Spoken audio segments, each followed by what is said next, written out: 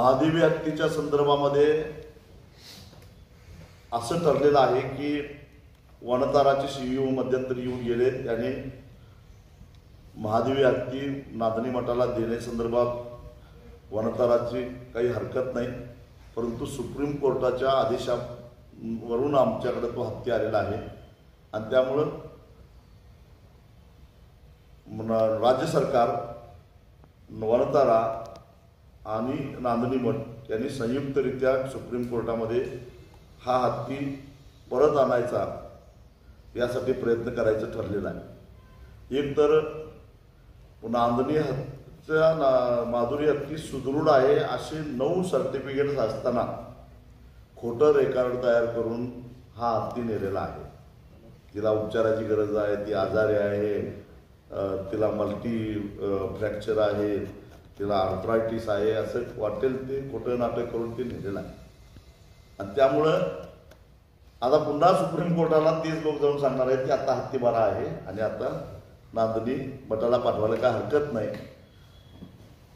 आणि म्हणून कोर्टाला असं सांगायचं ठरलेलं आहे की पुढचे जे काही उपचार करायचे आहेत ते नांदणी मठाच्या मालकीच्या जागेमध्ये हत्तीसाठी एक सुसज्ज अशा प्रकारचं हॉस्पिटल, त्याला हायड्रोथेरपी देण्यासाठी एक मोठा सुसज्ज तलाव आणि बाकीच्या सगळ्या गोष्टी इथंच करायच्या।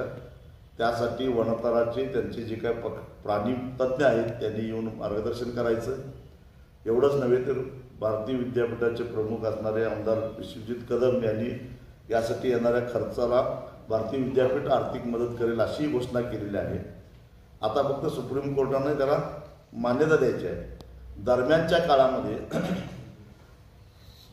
हायकोर्टानं जो आदेश दिला तो हाय पॉवर कमिटीच्या आदेश कायम ठेवला, म्हणजे याच्यामध्ये मुख्य आदेश आहे तो हाय पॉवर कमिटीचा आहे।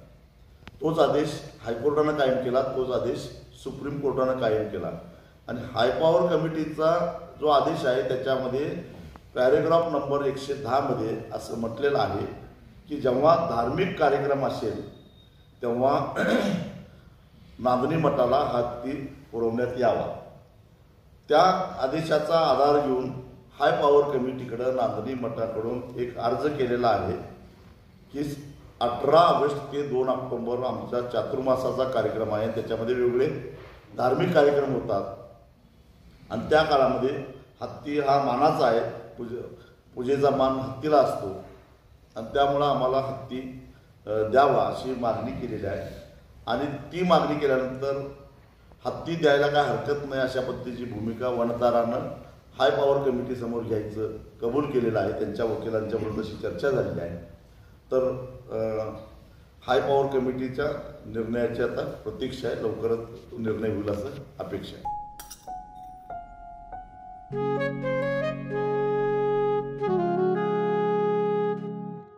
बाबा, आज येताना बासुंदी घेऊन या ना। अगं, कालच आपण आईचा वाढदिवस होता म्हणून आणली होती ना। ऐकलं, गोकुळची बासुंदी पुन्हा खावीशी वाटतेय। खरं सांगू, मलाही खावीशी वाटतेय। पुन्हा पुन्हा खावीशी वाटणारी गोकुळ बासुंदी।